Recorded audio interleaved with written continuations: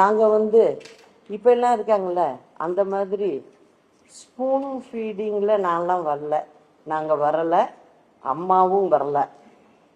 தலைவர் மறைகிறாரு, அப்போ அவ்வளோ பிரச்சனைகள் வருது. அம்மாவை கேபினட்ல இருந்தவங்க அத்தனை பேரும் எதுக்குறாங்க. கட்சி ரெண்டா போகுது, 2 சின்னத்தில் போட்டிடுறோம், வெற்றி பெறுறோம், அம்மா எதிர்கட்சி தலைவர் ஆகுறாங்க, திரும்ப கட்சி ஒன்றா இணையுது. அதை செஞ்சதும் நான் தான். அதுக்கு பிறகு அதிமுக ஆட்சிக்கு வருது.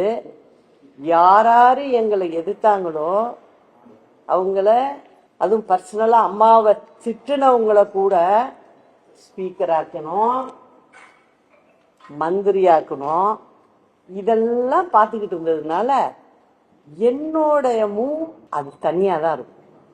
ஆனால் சக்ஸஸில் தான் முடியும்.